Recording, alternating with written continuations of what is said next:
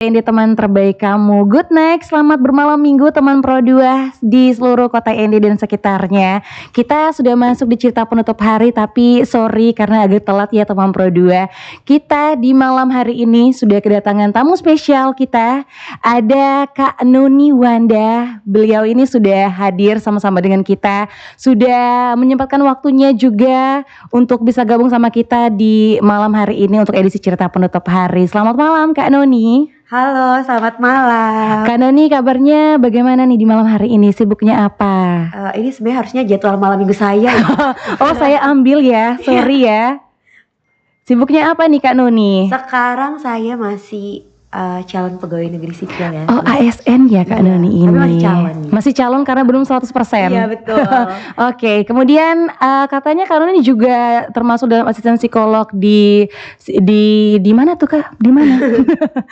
kasih paham dulu kasih tahu nih biar orang kenal. Oh Kak Noni ini pernah jadi narasumber Pro 2 nih, yang mana nih? Biar kenalan. Jadi selain pegawai di kantor Dinas Pemberdayaan Masyarakat dan Desa, saya juga sebagai asisten psikolog di konsultan psikologi Tirta.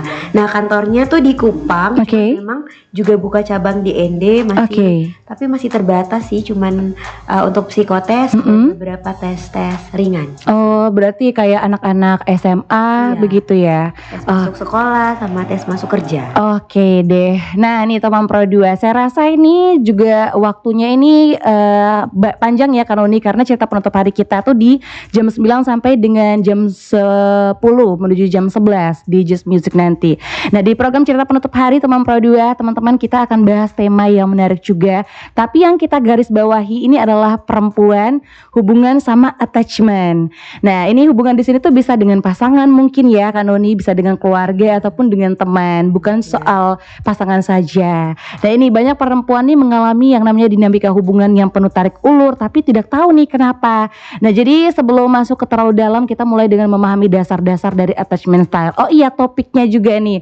Lupa sama topiknya nih Kak Noni. Jadi topik kita teman Pro di malam hari ini adalah mengenal avoidant dan anxious attachment pada perempuan. Sebelumnya Priska mau tanya Kak Noni, apakah sudah paham betul sama attachment style ini? Kalau untuk attachment style, lumayan kita juga belajar di kuliah ya, karena saya sarjana psikologi juga belajar. Terus di kantor beberapa program juga kita berkaitan dengan kelekatan. Jadi lumayan mantap lah. Lumayan paham begitu ya. Apalagi sekarang ini kayaknya kalau kita scroll medsos, buka TikTok, buka Instagram, tulis tuh ciri-ciri cewek avoidant, ciri-ciri cowok anxious. Apakah ini cocok? Kan begitu ya Kak Donia yang ada. Kita teruskan ke teman-teman kita. Ya, kayaknya kamu avoidant tidak cocok nih, putus. Aduh, jangan ya. Jangan karena kita melihat ataupun merasa ini nih ada benarnya ke kita, bukan berarti itu tuh juga juga kita tuh harus kenal dulu nih dasarnya tuh seperti apa. Oke, apakah kamu siap Kak Noni dengan pertanyaan dari Priska di malam hari ini? Tentu saja siap. Oke, saya senang nih kalau begini-begini nih, saya semangat nih. Nah, kita langsung ke pertanyaan pertama Kak Noni, apa sih sebenarnya yang dimaksudkan dengan attachment style dan kenapa penting untuk perempuan mengenali ini sejak dini? Oke, baik. Jadi attachment style itu lebih dikenal bahasa Indonesia itu gaya kelekatan. Nah, jadi sebuah gaya, sebuah pola yang ada dalam diri kita masing-masing individu. Apa itu gaya kelekatan? Nah, gaya kelekatan ini biasanya didefinisikan sebagai sebuah pola hubungan emosional yang erat. Nah, biasanya awalnya antara anak dan pengasuh pertama, yaitu orang tua, di mana dipercaya bahwa gaya kelekatan pada masa kecil ini akan berpengaruh besar kepada kehidupan sosial di masa yang akan datang. Jadi ternyata attachment style itu sudah dibentuk dari kita mengenal keluarga begitu, atau orang yang paling dekat sama kita tuh sudah terbentuk dari keluarga ya. Nah ini kalau attachment sama karakter itu sama atau beda Kak Noni? Kalau misalnya watak tuh biasanya kita bawa dari genetik. Biasanya kita terlahir itu juga ada genetik bawaan sifat-sifat dasar dari orang tua kita, di mana watak tuh biasa kita bilangnya tuh sangat susah diubah. Betul. Sudah menjadi tabiat, sudah menjadi watak tuh susah diubah. Tetapi bisa jika misalnya kita ada watak buruk, tentu kita bisa ya mengatur itu dengan sifat-sifat baik lainnya. Tetapi memang watak itu sudah bawaan dan cenderung tidak bisa diubah. Sedangkan kalau gaya kelekatan, dia ini cenderung bisa berubah sesuai dengan situasi yang kita alami. Juga kenapa sih kita penting menyadari gaya kelekatan ini dari sejak awal gitu? Yang pertama karena dia mempengaruhi cara kita beradaptasi dan bersosialisasi dengan orang lain. Yang kedua juga ini untuk kita mengenal diri kita sendiri. Jadi kita tahu, aduh saya nih caranya kelekatannya tipenya seperti apa ya. Terus kita juga bisa memperbaiki hubungan kita dengan orang lain, baik itu pasangan, teman, maupun orang tua. Juga kita bisa meningkatkan kualitas hubungan kita. Kita bisa mencegah adanya konflik, terus membantu orang lain dan membantu diri kita sendiri juga untuk kesehatan mental kita. Itu yang paling penting ya. Iya, itu yang paling penting. Tapi apakah attachment style ini hanya ada anxious sama avoidant atau ada yang lain tuh Kak Noni? Iya.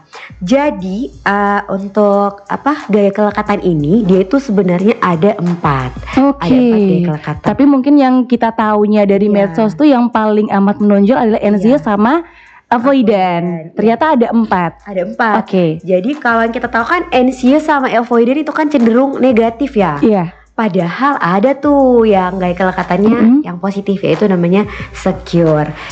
Attachment. Iya, secure attachment. Itu gaya kelekatan aman.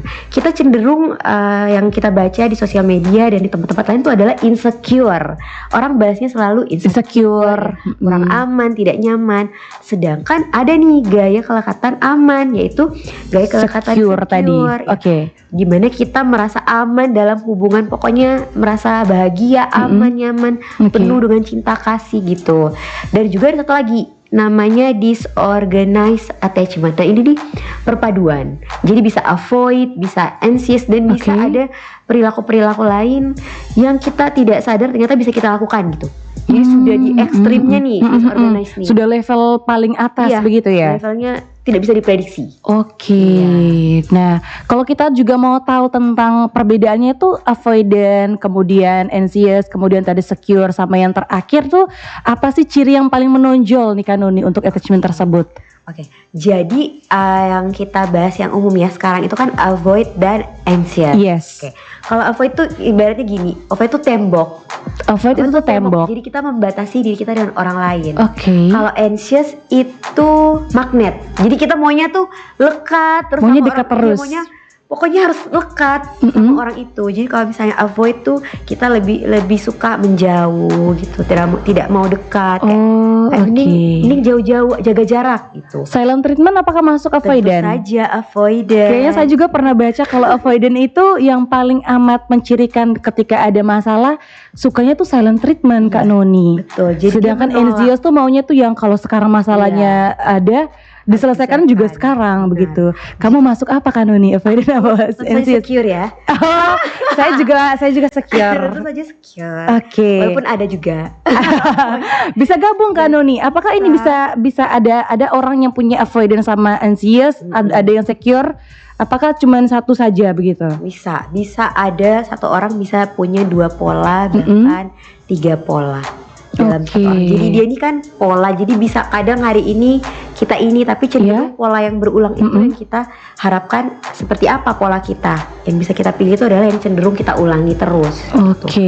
Nah ini kita garis bawahi untuk percakapan kita di malam hari ini tentang anxious sama avoidant saja ya Kak Noni. Tapi tadi Kak Noni sudah sempat singgung beberapa attachment style itu yang mungkin teman-teman Pro 2 belum terlalu kenal nih, teman-teman Pro 2 yang dengerin kita di cerita penutup hari.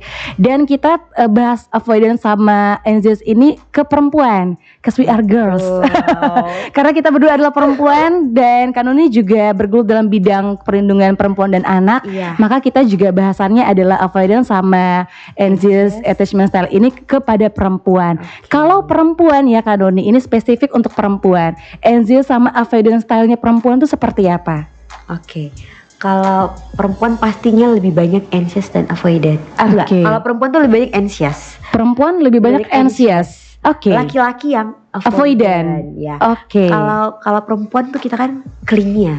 Clingy, riang. Iya, pokoknya maunya anxious, pokoknya maunya dekat terus. Terus maunya dengar, butuh validasi. Butuh validasi termasuk dalam ciri dari anxious yang paling amat sangat menonjol. Kalau avoidant itu silent treatment, menjauh, kemudian cuek, menjauh, membatasi. Pendiam itu masuk avoidant. Pendiam sama cuek kan beda ya, Nuni. Pendiam sama cuek itu kan beda ya. Kalau cuek tuh lebih kepada acuh tak acuh begitu. Kalau pendiam mungkin karakternya gitu. Tapi dia tidak cuek begitu. Ada yang kayak gitu kan. Siapa itu? Oh, mungkin saya tahu ya. Aduh. Ya langsung ke pertanyaan selanjutnya ya Kak Nuni. Biar teman-teman juga tahu bahwa anxious ini yang paling amat sangat menonjol adalah keklingian itu, kemudian butuh validasi, ini overthinking. Kalau anxious itu silent treatment, orang yang cuek, pendiam juga termasuk dalam avoidant. Oke, apakah gaya attachment ini terbentuk dari hubungan asmara saja atau bisa juga dari pola asuh dan lingkungan masa kecil kita? Oke, jadi sebelum itu kita tarik lagi ke zaman dahulu kala nih. Kenapa sih tiba-tiba kok bisa ada gaya kelekatan?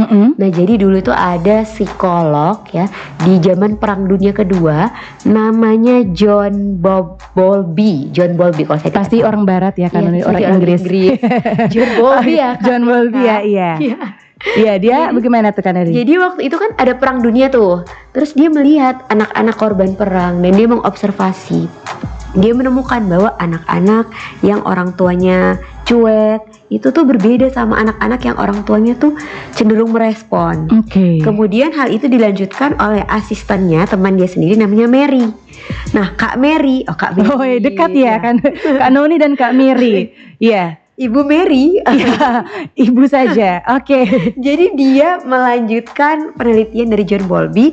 Dia buat eksperimen, namanya strange condition. Nah, yang dia pakai sih. Jadi anak-anak balita itu diteliti usia 12 bulan sampai dengan 18 bulan. Jadi ada ruangan, terus di situ ada orang tuanya.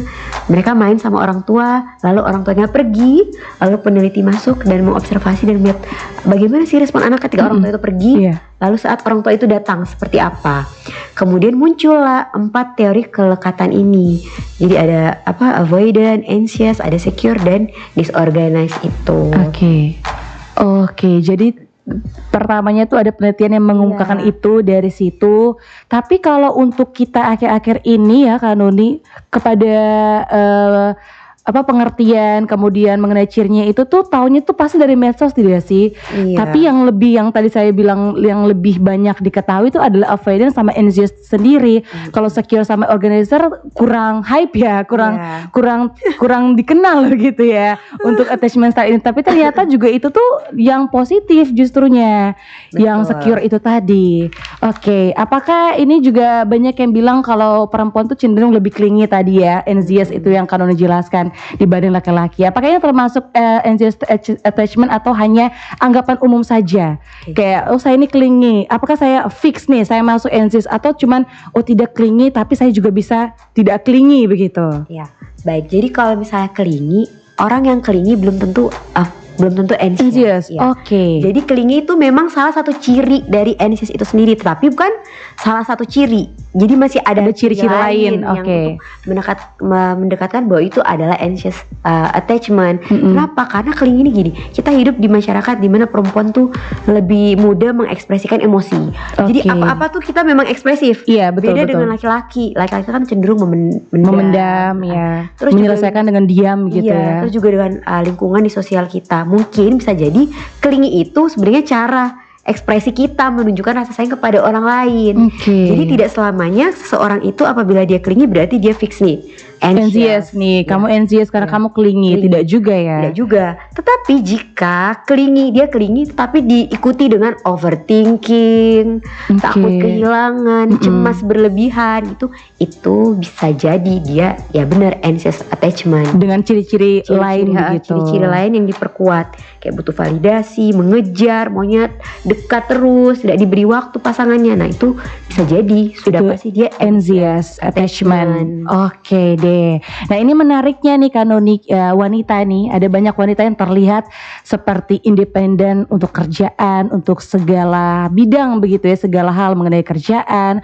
mungkin urusan rumah tangga mungkin ya, ataupun mungkin sekolah begitu ya, kayak dia nih paten begitu, mantap ya, semuanya itu bisa ya, bisa untuk dikerjakan dan kuat secara sosial, tapi ternyata struggling dalam hubungan, minusnya tuh dalam hubungan begitu, dia pekerjaannya tuh lancar tapi hubungannya tuh sepertinya tuh sering punya kena masalah, kemudian misalkan menjalin hubungan sama pasangannya, sama lawan jenis, kemudian sering putus nyambung seperti itu. Nah, apakah ini berkaitan sama pola attachment? Kalau misalnya hubungan bersama pasangan, sama sahabat, itu pasti sekali dia ada hubungannya dengan attachment, dan seringkali dikaitkan dengan misalnya perempuan yang mandiri di luar terlihat mandiri, namun dalam hubungan penuh dengan permasalahan, itu biasanya dia masuknya ke avoid attachment. Jadi dia mengalihkan itu semua. Kenapa? Karena dia kan cenderung menolak, terus dia merasa bahwa saya harus bisa, saya harus mandiri. Iya, betul. Semua tuh bisa saya lakukan sendiri. Jadi saya tidak perlu, memang perlu, tapi saya tidak perlu begitu terlalu perlu begitu. Karena saya bisa. Saya bisa. Jadi saya harus mandiri, saya harus kuat, saya takut terikat dengan orang, pokoknya saya tidak mau ada ikatan. Tapi saya harus menunjukkan bahwa diri saya itu mandiri. Itu biasanya efek samping, dampak dari kelekatan yang menghindar. Jadi menghindar lalu dilampiaskan, bahasanya dilampiaskan menjadi orang yang mandiri, yang kuat, yang tegas. Padahal sebenarnya itu mungkin saja adalah efek dari hubungan yang ada kelekatan yang dia punya. Soalnya kalau misalnya seorang itu mandiri, di luar dia terlihat hebat begitu, tentu saja pasti seirama dengan hubungan dia. Iya betul. Maunya semuanya itu berjalannya tuh sesuai sama kemandirian itu tadi. Kalaupun ada masalah pasti dia bisa selesaikan masalah itu. Tetapi ketika dikomunikasi dia ternyata cenderung menghindar, kita lihat dia silent treatment dan segala macamnya, itu bisa jadi pasti sudah masuk ke dalam avoid attachment. Jadi sudah kelekatannya tuh dia menghindar. Oke, tapi ya Kak Nuni, untuk secara positif dan negatifnya, ini anxious itu dan avoidant itu masuk dalam negatif kah atau seperti apa? Kalau secara klasifikasi dia memang masuk ke dalam negatif. Yang bisa kita lakukan adalah ketika kita secure gitu ya, kan misalnya kita secure tetapi kita tetap ada rasa khawatir, rasa cemas, tapi tidak yang seluruhnya tidak berlebihan gitu. Tetap kita ada khawatir pada pasangan, maunya tetap bersama pasangan, tetapi tidak yang juga tidak yang berlebihan, tidak membuat drama supaya itu terjadi. Misalnya kita menimbulkan drama yang tidak penting untuk mendapat perhatian. Sebenarnya itu tidak harus dipermasalahkan tapi jadi masalah begitu. Kita butuh rasa cemas itu, kita juga butuh menghindar, tetapi ada batasnya. Atau ketika kita secure kan kita tahu, oh ini saya harus menghindar, oh ini kayaknya saya harus cemas di sama pasangan saya gitu. Cuman yang menjadi masalah, kenapa dia dipisahkan menjadi pola, karena itu sudah sering sudah sering terjadi. Dia sudah sering melakukan itu, makanya itu kalau misalnya dibilang cenderung negatif, iya itu negatif. Masuknya ke negatif. Iya, tapi yang selama ini banyak yang tahu itu tentang hubungan ya Kanuni, tentang perempuan dan laki-laki dalam hubungan. Apakah ini juga punya kaitan sama hubungan dengan teman atau keluarga nih? Untuk avoidance sama anxious ini seperti apa cirinya? Apakah sama juga dalam hubungan atau ada yang beda nih kalau sama teman? Iya. Jadi sebenarnya attachment style ini kan dibawa dari orang tua. Jadi yang pertama kali kita ketemu tuh orang tua. Jadi sudah pasti orang tua tuh memiliki kedekatan yang sama dengan kita. Gitu. Jadi kalau misalnya anaknya cenderung anxious, berarti orang tuanya tuh biasanya juga anxious. Jadi ketika kita tumbuh di dalam lingkungan yang kita anxious, orang tua kita anxious, kebanyakan di sekitar kita tuh polanya tuh cenderung sama. Jadi semuanya anxious. Jadi misalnya saya takut nih, dulu waktu saya kecil saya takut ditinggal orang tua saya gitu. Terus orang tua saya takut ditinggal siapa gitu. Jadi tuh berputar di dalam lingkungan yang sama. Kita tumbuh di dalam lingkungan yang seperti itu. Jadi efeknya adalah kita merasa bergantung. Jadi saya bergantung, ingin menyenangkan orang tua saya terus, takut orang tua saya meninggalkan saya pokoknya harus yang terbaik lah di mata orang tua saya gitu. Terus orang tuanya juga melakukan yang sama misalnya kepada anak. Saya maunya jadi orang tua yang ini, orang tua yang ini, betul, berikan yang terbaik dengan segala caranya. Tapi mungkin mengabaikan hal-hal emosional atau hal lain yang diperlukan oleh anak. Jadi efeknya juga tentu dampaknya sampai ke keluarga, sampai ke sahabat, semuanya dibawa terus.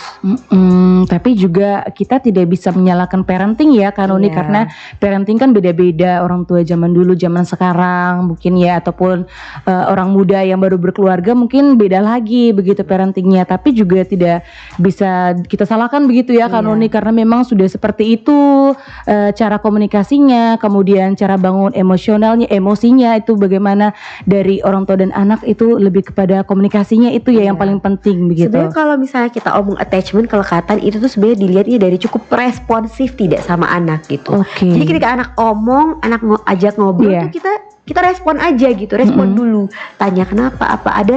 Jadi misalnya kalau di avoidant, ketika anaknya omong, orang tuanya cuek.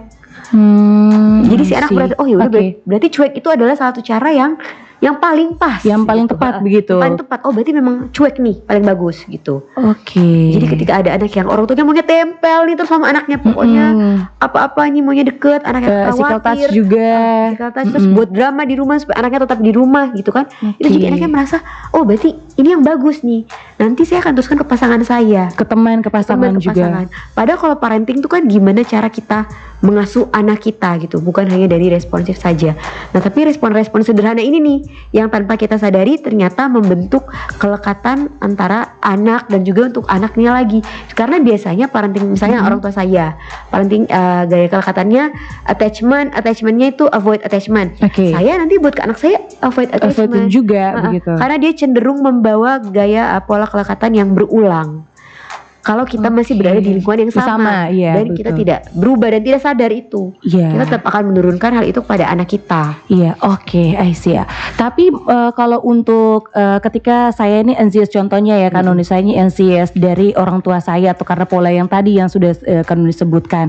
Kemudian seiring berjalannya waktu saya bertemu dengan lingkungan pastinya di luar dari keluarga ya, entah itu sekolah, kuliah ataupun juga sama pasangan dan juga teman-teman di luar dari keluarga itu tadi. Apakah attachment ini akan berubah atau kok saya tuh terus-terusan di situ begitu? Apa saya terus-terus jadi anxious atau bisa berubah atau bahkan saya bisa collab begitu istilahnya, ada bisa dua bisa dua sekaligus atau bahkan empat yang tadi Kanoni sebutkan, bisa dalam diri saya ada 4 attachment atau tidak bisa Kanoni? Baik. Apakah bisa? Tentu saya bisa. Jadi misalnya misalnya Kak Priska misalnya anxious. Terus temannya Kak Priska avoid nih. Bisa tuh nanti ada hal-hal misalnya Kak Priska awalnya itu Kak Priska maunya dekat terus. Terus lama-lama Kak Priska kayaknya teman saya buat begini tapi dampaknya bagus. Oh saya juga. Jadi saya menjauh gitu. Bisa. Nanti ambil mix nih. Campur dikit dari teman-temannya gitu. Oh kayaknya saya pakai cara ini saja deh. Terus ada yang overreacting nih misalnya, ini pacar saya like story ini, like teman ini, terus lihat temannya, nggak usah dipikirin, cuek aja, tapi yang ya udah cari yang lain apa, nanti kita juga bisa tuh dengan sendirinya. Polanya itu tuh ada begitu. Masuk ke dalam pikiran kita karena kan even usianya sudah usia 20-an ke atas itu bisa juga berubah. Bisa banget. Karena kita kan bertemu dengan lingkungan baru terus ketika lingkungan ini kita terus ketemu terus kita bisa jadi seperti mereka, seperti lingkungan itu. Karena kan kalau misalnya kita lihat juga dari teori kepribadian itu kan 50% dari genetik, 50% dibawa dari lingkungan. Betul. Jadi tetap bisa dimanapun kita berada kita akan mengikuti, menyesuaikan juga, beradaptasi dengan lingkungan itu. Itu kenapa kita harus mengelilingi diri kita dengan orang-orang yang positif, betul, setuju. Yang secure, biar itu ketular di diri kita nih. Iya betul, setuju sekali ya Kanoni. Tapi kita break sebentar ya Kanoni. Kita terlalu seru sampai mungkin kita kira waktunya, tapi belum Kanoni, masih beberapa pertanyaan lagi. Kita akan beralih ke tanda-tanda dan juga realitas saat perempuan hidup dengan attachment style tertentu nih. Kita mungkin ke lagu dulu Kanoni. Kita break sebentar teman Pro 2. Stay tune terus sama kita hanya di RRI Pro 2 India, teman terbaik kamu.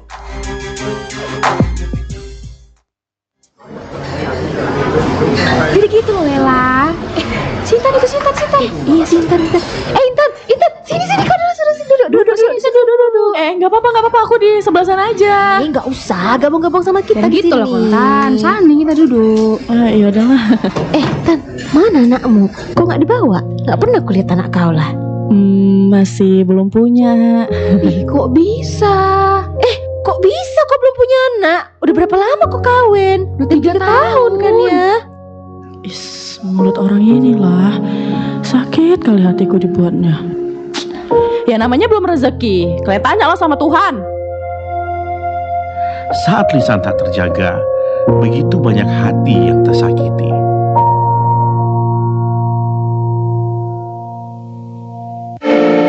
RRI Digital. Nikmati kemudahan interaksi, partisipasi, dan kolaborasi dengan RRI Digital. Interaksi, dengar dan saksikan siaran langsung kami, daftarkan akun Anda, dan mulailah berinteraksi di setiap program dan konten kami. Partisipasi, kreasikan konten Anda berupa berita, podcast, vlog, film, musik, dan playlist. Kolaborasi, kami mengajak berbagai komunitas untuk berkembang bersama melalui digital platform. RRI Digital kini juga menghadirkan terobosan baru, workspace platform, dan online learning platform dengan fasilitas-fasilitas unggulan, monitor impact and outcome, meeting online, video conference, dan library. RRI Digital menghadirkan fitur-fitur untuk peningkatan interaksi, partisipasi, kolaborasi, workspace, dan learning. Segera download RRI Digital.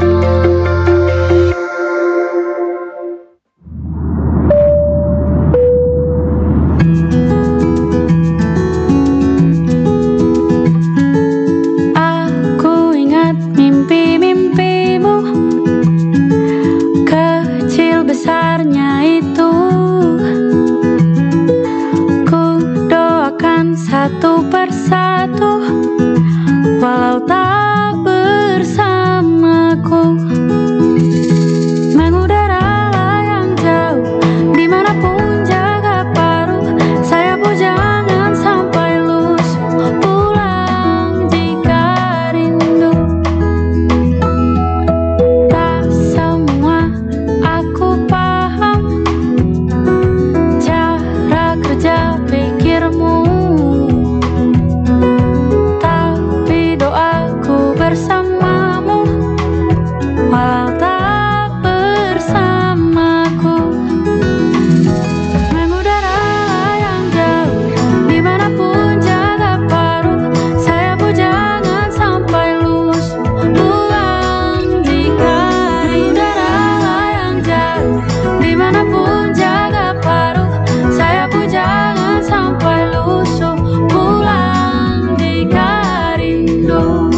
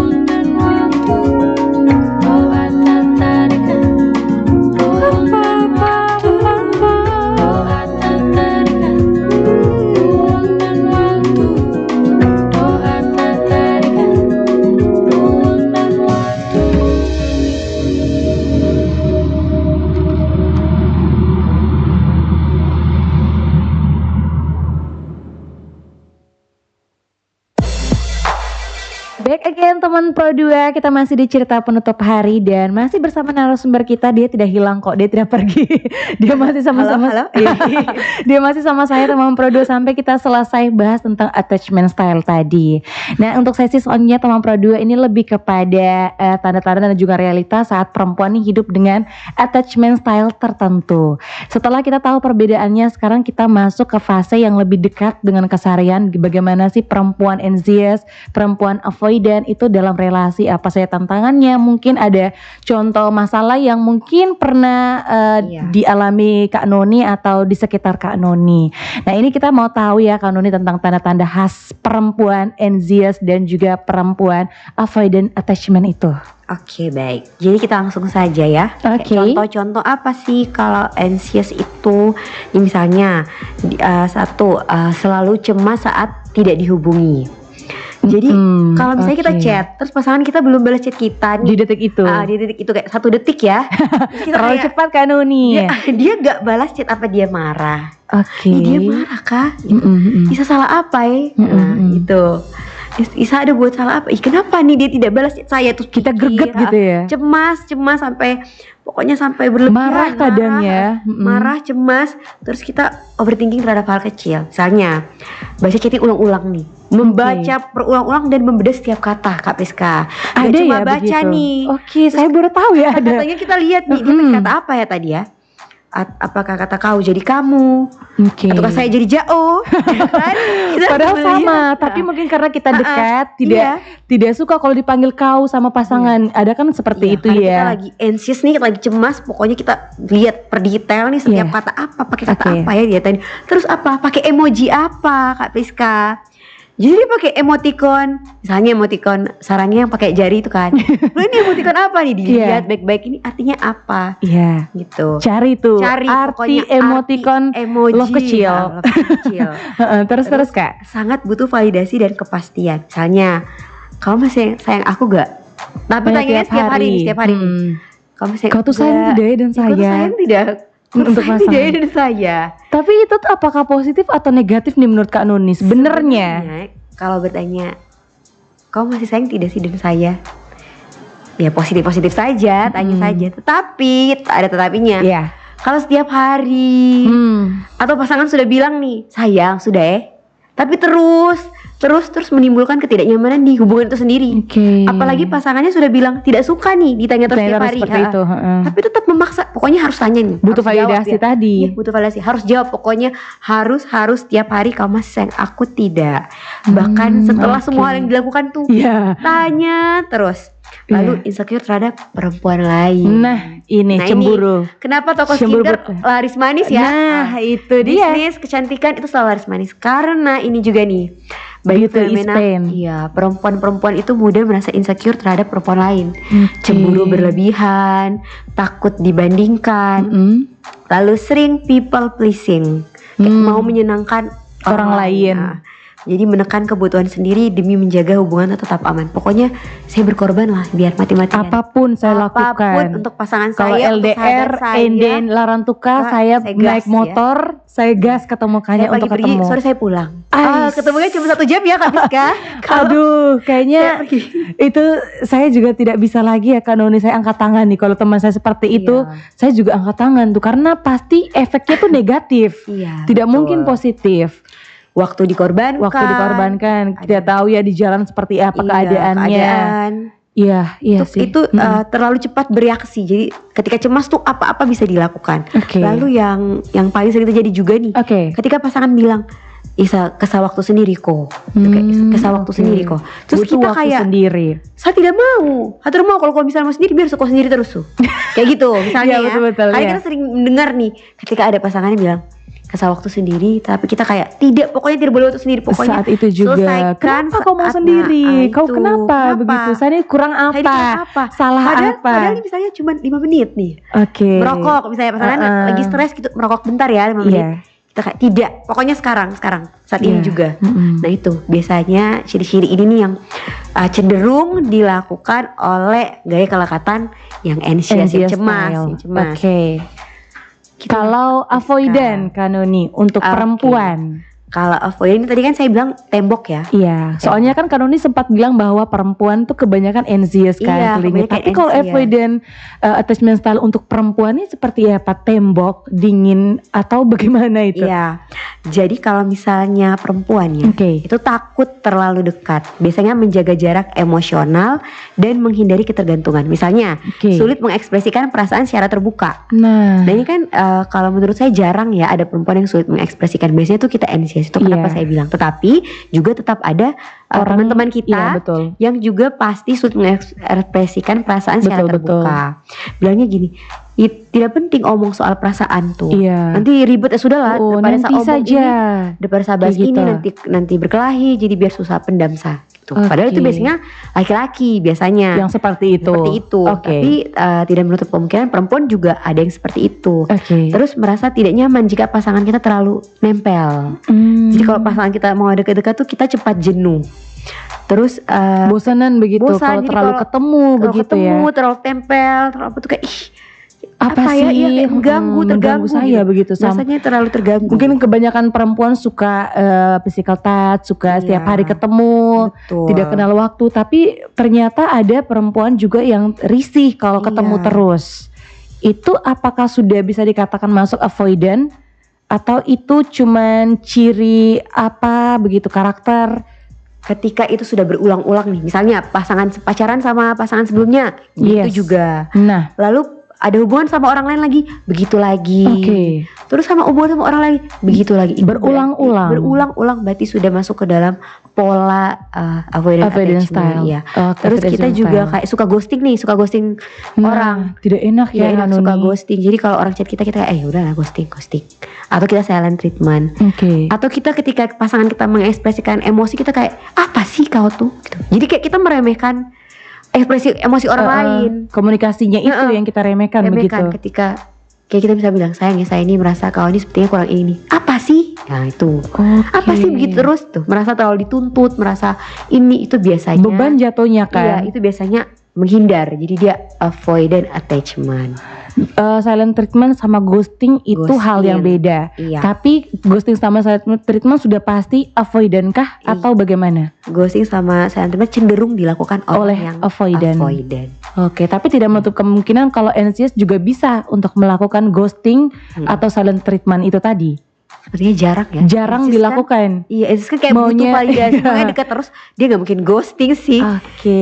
Itu biasanya avoidant. Avoidant. Oke nih, kalau dampak secara psikologis nih Kanoni atau secara emosional jangka panjang dari pola attachment style yang tidak sehat bagi perempuan, ataukah Kanoni punya cerita atau punya masalah dari teman-teman sekitar atau mungkin yang pernah Kanoni rasakan mengenai avoidant sama anxious tadi, tapi itu tuh berkaitan sama psikologis dan juga emosional jangka panjang. Iya.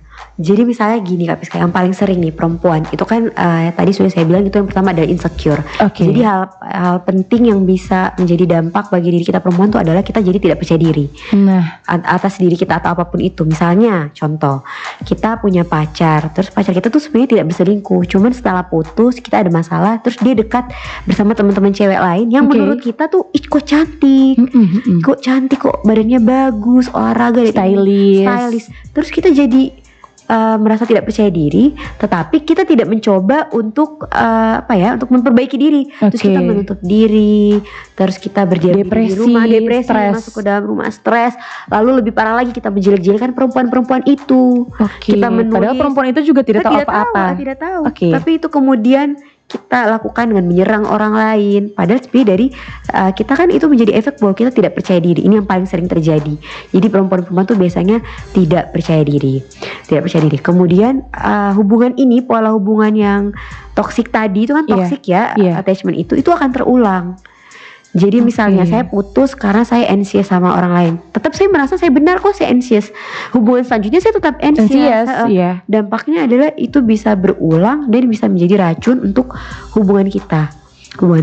Lalu bisa itu Oke. tadi kita cemas, kita overthinking. Nah, cemas kalau sudah berlebihan itu bisa sampai ke sakit dada ya Kak Priska. Iya, Kita kalau betul udah ya. cemas, sesak itu jantung Nangis terus. berdegup cepat. Mm-mm. Sesak nafas, sesak. Nah, itu tuh dampaknya bisa sangat panjang, lalu juga kita bisa sulit mendapat pasangan. Nah, pasangan ini kita lihat kan kita butuh ya pasangan. Itu nanti kita bisa sulit mendapatkan pasangan, terus kita burn out. Terus kita juga bisa menurunkan pola parenting yang sama kepada anak kita nih. Berulang lagi, atau kita juga bisa menghindari hubungan sama sekali. Jadi sudahlah, saya hidup sendiri saja selamanya, tetapi bukan berdasarkan pertimbangan yang logis, berdasarkan gaya kelekatan yang sebenarnya dia merasa itu tuh tidak aman di dia, jadi insecure. Jadi ya sudahlah, saya hidup sendirian. Karena mungkin trauma juga ya sama sebelumnya. Oke deh. Nah, ini juga sepertinya penting ya untuk perempuan yang merasa dia nih aman nih sama NZS, dia nih aman sama avoidant, tapi tidak melihat jangka panjangnya seperti apa, dampak psikologisnya seperti apa, baik untuk dirinya maupun orang yang dia orang yang misalkan pasangannya itu tadi yang menjadi lawan dari dia melakukan avoidant ataupun anxious attachment style. Oke nih Kak Noni, apakah seseorang bisa memiliki gabungan dua gaya ini tadi yang kayak saya tanya, apakah bisa mix misalkan anxious dan avoidant, dan seperti apa nih efeknya saat mereka nih menjalin hubungan dengan pasangan, dengan teman, bahkan dengan adik kakak keluarganya sendiri? Oke, kita bahas per satu-satu saja itu sudah melelahkan ya Kak. Iya, betul. Apalagi nih kita punya dua-duanya. Atau bahkan kita disorganize, itu kita bahkan bisa ada hal lain, misalnya sampai kekerasan. Itu kan kadang itu tidak terhitung ke dalam gaya kelekatan ya, tetapi ketika sudah ada kekerasan dan hal lain, itu kan bisa disorganized attachment. Nah, cenderungnya biasanya kalau mix campuran itu biasanya dulu awalnya ini kalau penelitiannya tuh orang tua dia tuh diasuh oleh orang tua yang trauma. Jadi orang tuanya ini penuh dengan trauma, penuh dengan perkelahian, pokoknya suasananya tidak kondusif lah. Sehingga anak itu menerima gaya kelekatannya itu yang seperti itu.